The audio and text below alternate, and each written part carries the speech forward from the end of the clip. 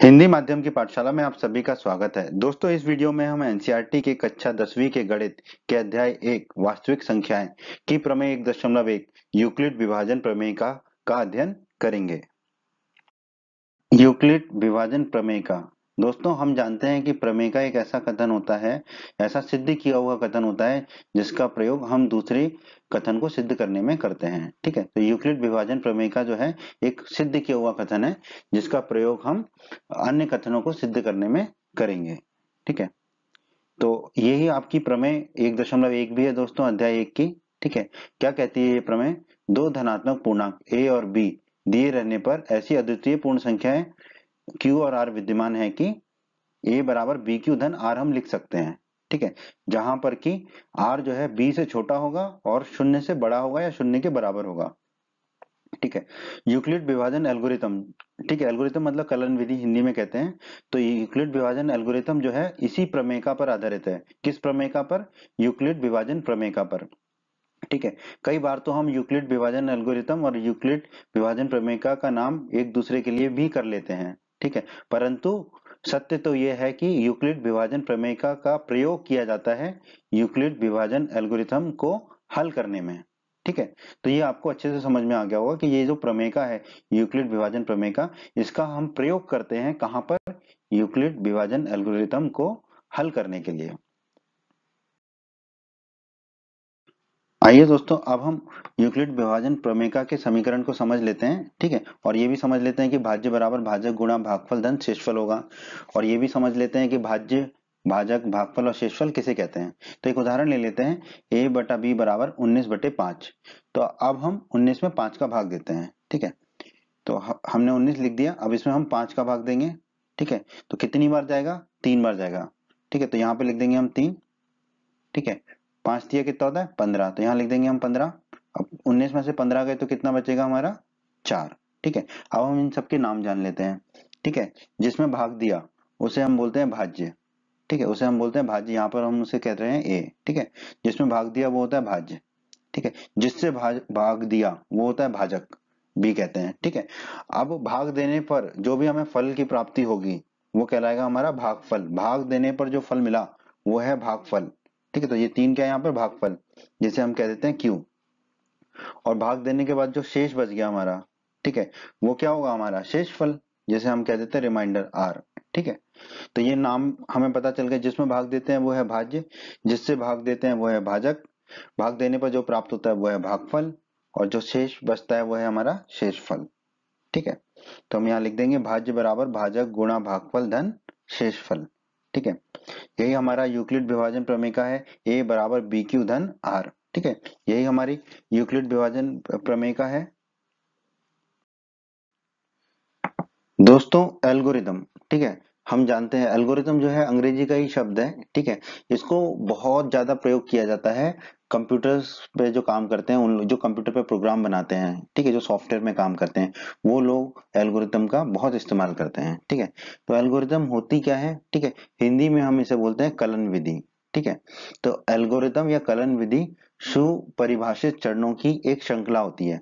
मतलब चरणों की एक श्रृंखला है, और वो श्रृंखला क्या सुपरिभाषित है, मतलब बहुत अच्छे से परिभाषित है वो चरणों की श्रृंखला, जो एक विशेष प्रकार की समस्या को हल करने की एक प्रक्रिया या विधि प्रदान करती है। ठीक है, वो जो चरणों की श्रृंखला होती है वो एक प्रकार की समस्या को हल करने की प्रक्रिया या विधि हमें प्रदान करती है। ठीक है, तो ये जो एल्गोरिथम्स है इनको जो सॉफ्टवेयर बनाते हैं, जो कंप्यूटर पे काम करते हैं, वो लोग बहुत इस्तेमाल करते हैं। ठीक है, तो जैसे कि इसमें क्या होगा? चरण 1 होगा, चरण 2 होगा, चरण 3, चरण 4, कितने भी चरण हो सकते हैं, पर ये चरण क्या होंगे? सुपरिभाषित होंगे। ठीक है, और जो ये जो चरण होंगे वो क्या करेंगे? एक विशेष प्रकार की समस्या को हल करने की प्रक्रिया या विधि प्रदान करेंगे। ठीक है, अब जैसे कि इसको उदाहरण समझ लीजिए, जैसे कि एक एल्गोरिथम है। ठीक है, आपको क्रिकेट खेलने जाना है बाहर दोस्तों के साथ। ठीक है, पर आपको पता नहीं है कि दोस्त कोई खेल रहा है कि नहीं। ठीक है, तो आप क्या करते हैं? आप अपने घर से निकलते हैं, ठीक है, मैदान में जाते हैं। ठीक है, अगर कोई दोस्त खेल रहा होता है तो आप भी खेलने लग जाते हैं, अगर कोई दोस्त नहीं खेल रहा होता तो आप घर वापस आ जाते हैं।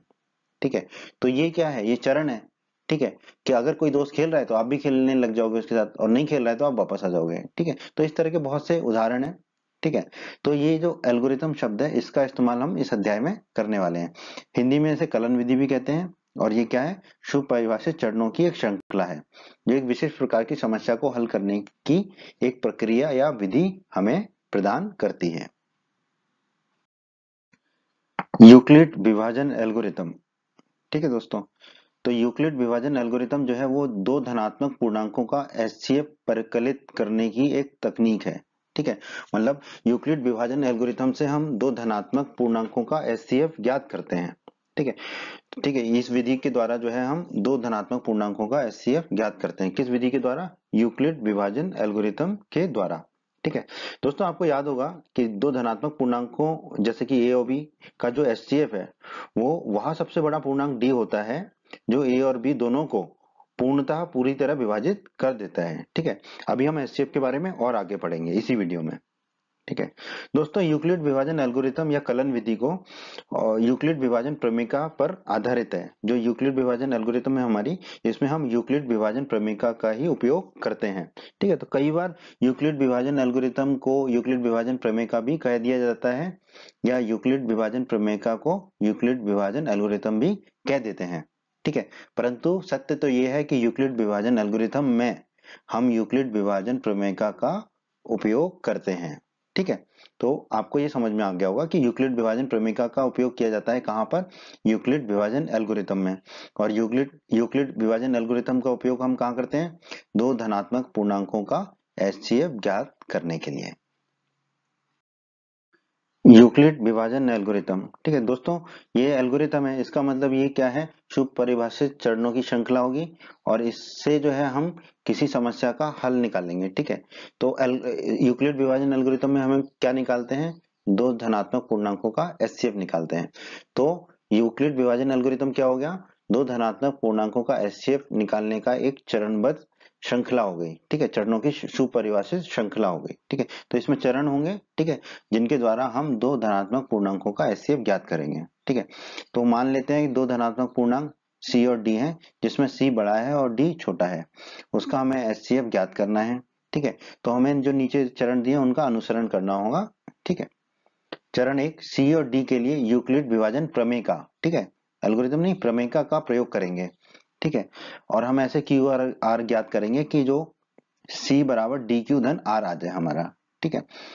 ठीक है, तो सी बड़ा है और डी छोटा है। अब हम सी बराबर ऐसे लिखेंगे कि डी क्यू धन आर हो जाए। और आर क्या होगा हमारा यहाँ पर?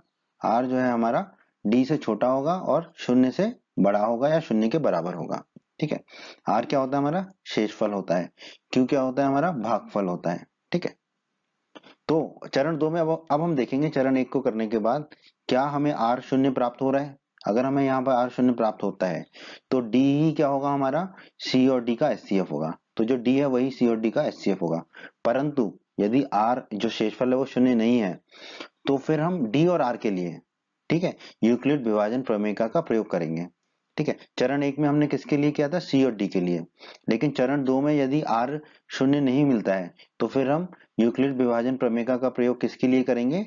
डी और आर के लिए। अब आप देखिए यहाँ पर डी बड़ा होगा और आर छोटा होगा, ठीक है। इस तरह से हम अपने चरणों को करते जाएंगे। कब तक करेंगे? जब तक करेंगे, जब तक इस प्रक्रिया को जारी रखेंगे जब तक हमें शेषफल आर शून्य ना प्राप्त हो जाए। और जब हमें शेषफल आर शून्य प्राप्त हो जाता है तो इसी स्थिति में जो भाजक प्राप्त होता है वही हमारा वांछित एचसीएफ होता है, ठीक है। जब हमें शेषफल शून्य मिल जाता है, ठीक है, उस स्थिति में जो भाजक होता है, ठीक है, जिससे हम भाग देते हैं, ठीक है, वही हमारा क्या होता है? वांछित एचसीएफ होता है, ठीक है। तो ये है यूक्लिड विभाजन एल्गोरिथम, ठीक है। तो यूक्लिड विभाजन एल्गोरिथम पर आधारित सवालों को हम प्रश्नावली 1.1 में हल करेंगे। वहां से आपको यूक्लिड विभाजन एल्गोरिथम और अच्छे से समझ में आ जाएगी। आइए दोस्तों, अब हम एक उदाहरण के जरिए समझ लेते हैं यूक्लिड विभाजन एल्गोरिथम का प्रयोग करके हम एचसीएफ कैसे ज्ञात करते हैं। तो यहाँ पर अब हम एचसीएफ ज्ञात करेंगे 225 और 135 का यूक्लिड विभाजन एल्गोरिथम का प्रयोग करके। तो दोस्तों पहला चरण, ठीक है, पहले तो हम ये ज्ञात कर लिया हमने कि 225 जो है 135 से बड़ा है। अब हम 225 और 135 पर यूक्लिड विभाजन प्रमेयिका का प्रयोग करेंगे, ठीक है। प्रयोग करेंगे तो हमें क्या मिलेगा? 225 बराबर 135 गुणा 1 धन 90, ठीक है। एक ही बार 135 में गुणा जाएगा एक का, ठीक है। और हमारा जो शेषफल बचेगा वो 90 बचेगा, ठीक है। अब चरण 2 में हम पहले देखेंगे क्या हमारा शेषफल शून्य है, नहीं है, 90 है हमारा शेषफल। तो अब हम क्या करेंगे, 135 और 90 पर यूक्लिड प्रमेय का प्रयोग करेंगे, जो शेषफल बचा वो और जो हमारा भाजक था उस पे। ठीक है, शेषफल और भाजक पे अब हम क्या करेंगे, यूक्लिड विभाजन प्रमेय का प्रयोग करेंगे। ठीक है, तो 135 बराबर कितना हो जाएगा, 90 गुणा 1 धन 45। ठीक है, 135 को अब हम 90 के गुणनखंड के रूप में लिखेंगे, तो 90 गुणा 1 धन 45। ठीक है, अब हम अगले चरण में देखते हैं कि क्या हमारा शेषफल शून्य है, नहीं, शेषफल हमारा 45 है, शून्य नहीं है। तो अब हम क्या करेंगे, जो शेषफल है और जो भाजक है उस पर, यानी कि 45 और 90 पर यूक्लिड प्रमेय का प्रयोग करेंगे। ठीक है, तो 90 बराबर कितना होगा, 45 गुणा 2 धन शून्य। हाँ, अब हमारा शेषफल शून्य है। ठीक है, यहाँ पर हमारा शेषफल शून्य हो गया। तो अब हम कह सकते हैं कि ये प्रक्रिया जो है हमारी यूक्लिड विभाजन एल्गोरिथम की यहाँ समाप्त हो जाती है। ठीक है, अब यहाँ पर जो भाजक है हमारा, ठीक है, जिस चरण में हमें शेषफल 0 प्राप्त हुआ उस चरण का जो भाजक होता है, ठीक है, यहाँ पर वो कितना है, 45 है। तो वो जो भाजक है 45, वही हमारा दी हुई संख्या है, एक 225 और 135 का क्या होगा, एचसीएफ होगा।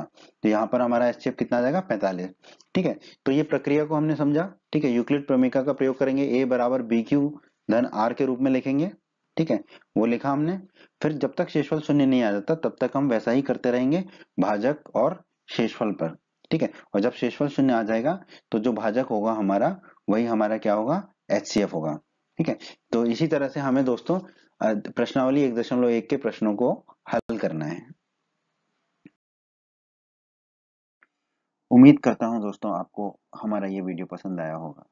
आप हमारे YouTube चैनल को सब्सक्राइब करें, इस वीडियो को लाइक करें, इस वीडियो को शेयर करें और अपने सभी हिंदी माध्यम के दोस्तों को हमारे चैनल के बारे में और हमारे वीडियो के बारे में बताएं, ताकि हिंदी माध्यम के अधिक से अधिक छात्र हमारे चैनल और वीडियोस का अधिक से अधिक लाभ ले सकें। धन्यवाद दोस्तों।